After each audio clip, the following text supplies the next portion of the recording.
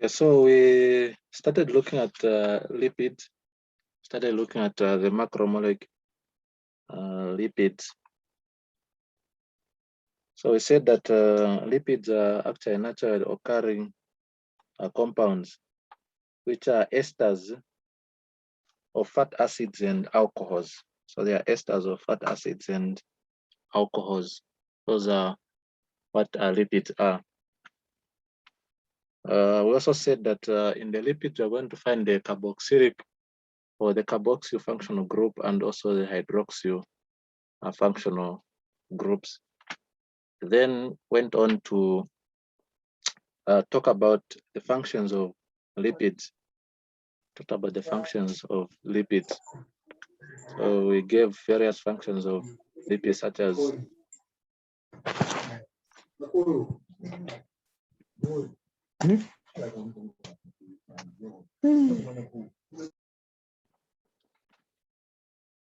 sorry for that. We gave various functions of lipids such as energy storage. We talked about them being used or functioning for insulation. We said they are also important for the production of metabolic water. We also talked about them being important for protection. We also talked about them being involved in waterproof.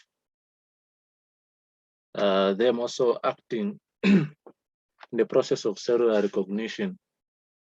We also talked about them assisting in the process of buoyance or floating. For example, in cases of animals such as whales. We said that they're also important even for acting as absorbers or shock absorbers, hence protecting internal organs such as the heart, the kidneys, the spleen, the liver, and other internal organs of the body. So they are quite important.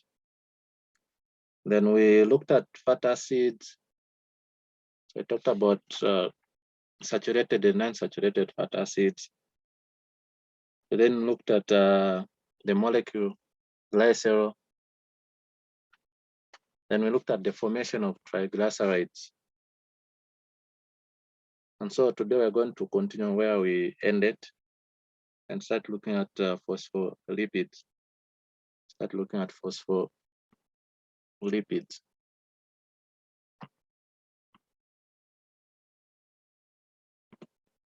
So in the phospholipids, also going to find the functional group, the phosphate functional group.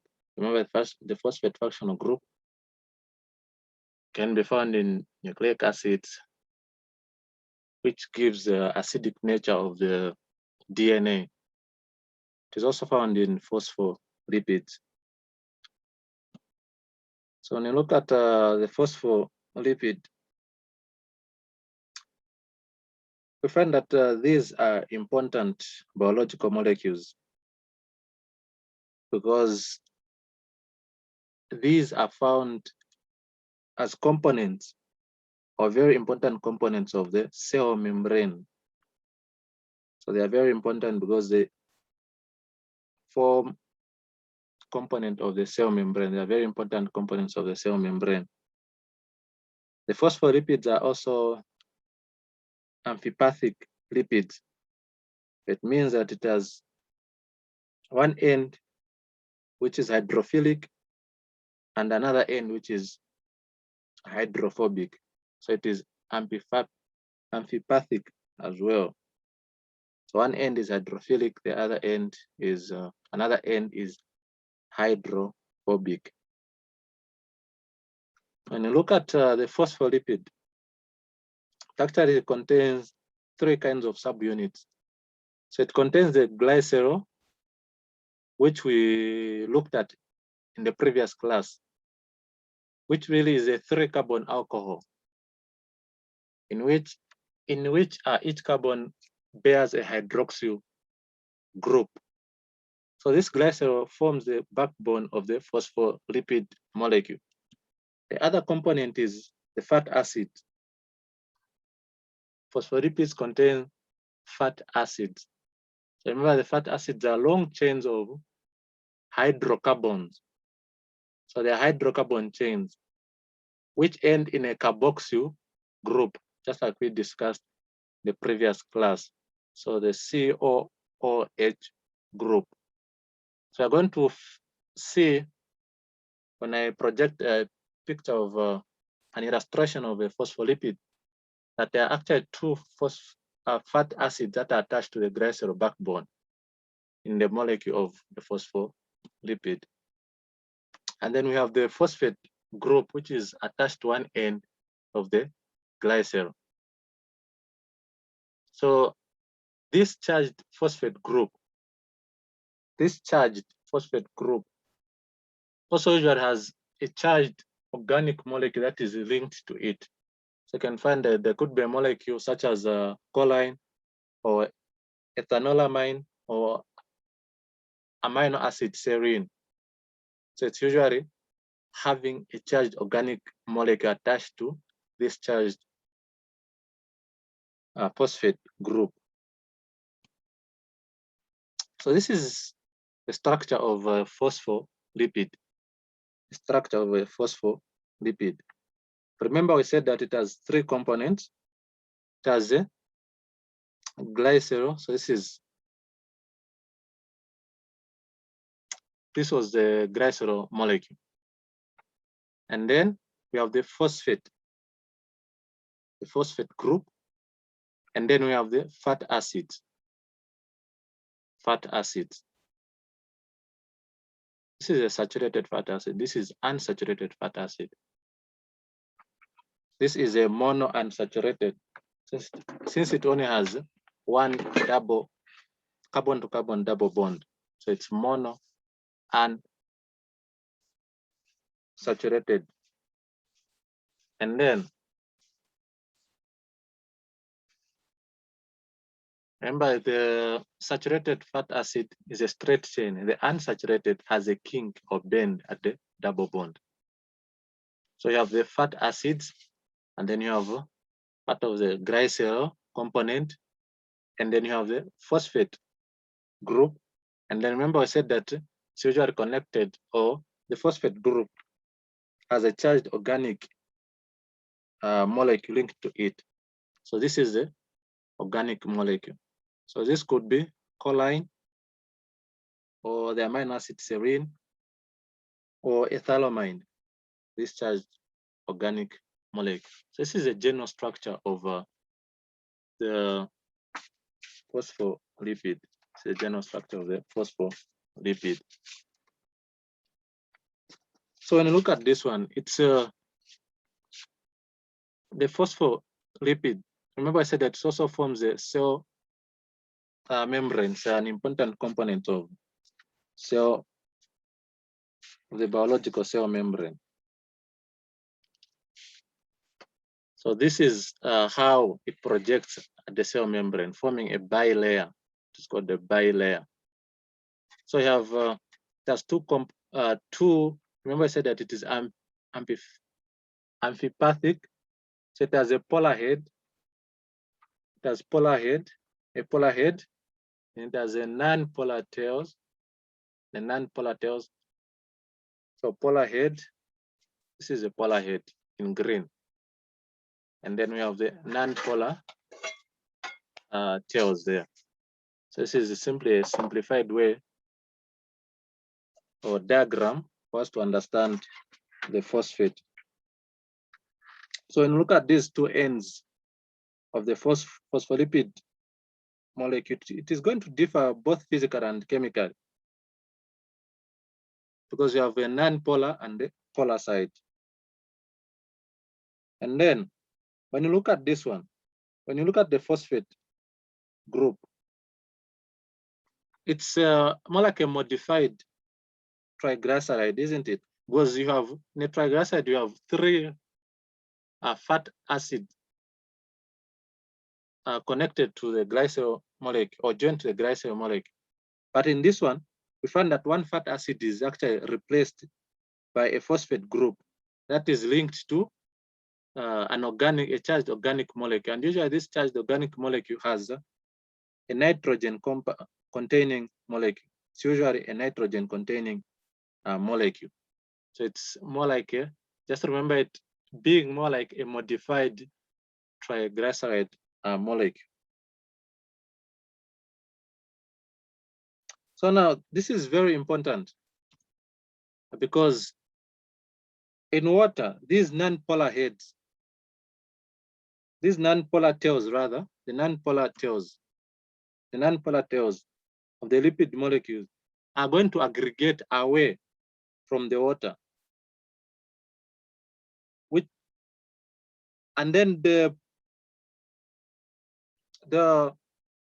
heads, since they are polar, they're going to face towards the water. So when they aggregate away from the water, they're going to form the micelles,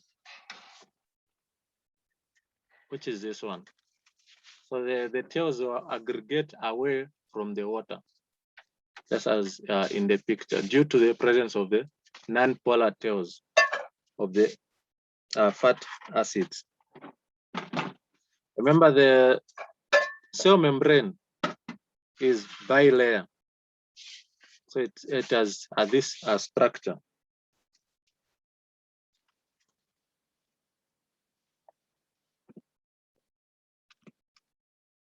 And then the other components that we need to look at are the waxes. The waxes. So these are very important esters of fat acids with chain alcohols. So they are mainly esters of fat acids with long chain alcohols. Remember, general lipids are compounds or esters of fat acids and alcohols.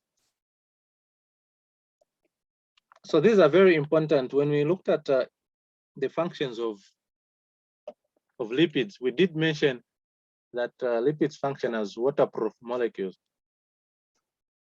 So when you look at the waxes, these are used as waterproofing materials by both plants and animals. They also offer an additional protective layer in plants at the epidermis of the leaves, fruits, and also the seeds, just as we mentioned previously on the functions. And also said that they actually found lipids are also found on the skin, fur, and feathers. Give an example of the ducks.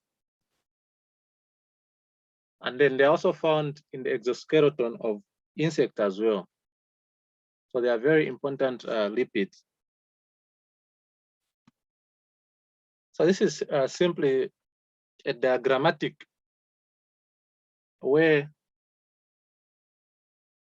showing how esters, or rather wax in this sense, are formed. So I said that they are formed from fat acid and long chain alcohols. So remember, we said that these macromolecules are formed through the process of dehydration. We explained what the process of dehydration is when we looked at the lesson on macromolecules. So for further explanation on that, you can just view the video or the recording that we did. So through the process of dehydration, wax is formed. So this is the structure of wax. Remember the bees. So there's what is the beeswax. It's also a special type of wax, which is usually found in honeycombs. And this is used for storage of honey and also for the protection of the larva and pupal stage of the bees. This beeswax is very important in that industrially, it's used as a glazing agent for fruits and also as a coating agent in cheese, in chewing gum, in lip balm, and also in lipstick. So we're going to find this beeswax in lipstick, in lip balm and also in chewing gum. So they are of industrial importance. The other wax is what is called the Brazil wax or the palm wax. It's called palm wax because it's derived from the leaves of the palm tree. This is used in automobile waxes, shoe polish, instrument polish, the floor and furniture wax and polishes, and also dental floss and in food products such as sweets. So we see that actually these lipids, the wax, are of industrial and biological importance. And then the other component of lipids that we need to look at is the steroids. The steroids. Remember, we mentioned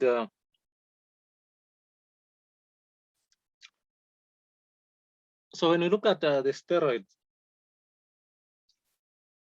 these are basically molecules that consist carbon atoms that are arranged in 4 attached rings. So they have 4 rings. Of these 4, 3 of the rings will contain a 6 carbon atom. So 3 of the rings contain 6 carbon atoms, while the 4th contains 5, as we are going to see. I'll depict a diagram on that. So when you look at the length and the structure of the side chains that extend from these rings, these are the ones that are going to distinguish one steroid from another. So these structures, these lengths, and the functional groups are important to distinguish one steroid to another. So the various steroids, in short, are distinguished from one another by the functional groups or the side chains that are attached to the different carbons in those hydrophobic rings. So of importance, biological importance, some of the steroids that we have are cholesterol, biosalts. So biosalts are produced from the liver. And then we also have reproductive hormones. We also have hormones such as cortisol and other hormones that are produced by the adrenal glands. So we have cholesterol, biosalts, reproductive hormones, and cortisol. These are some of the biologically important steroids. So take note of cholesterol, which is of importance for our course. Okay. So this is a structure which is showing cholesterol. This is cholesterol, this is cortisol. So remember we said that they contain rings. So 1, 2, 3, 4. 1, 2, 3, 4. So there are 4 rings in each molecule. And when we say that 3 of these rings are 5 carbon rings. So you have 1, or 3 of these are 6 carbon rings, rather. So you have 1, 2, 3, 4, 5, 6. Even the second one is a 6 carbon ring, and the third one as well. Then the 5th one is a 5 carbon ring. So 1, 2, 3, 4, and 5. So 3 6 carbon rings with 1 5 carbon ring. And then remember cholesterol has an OH group there.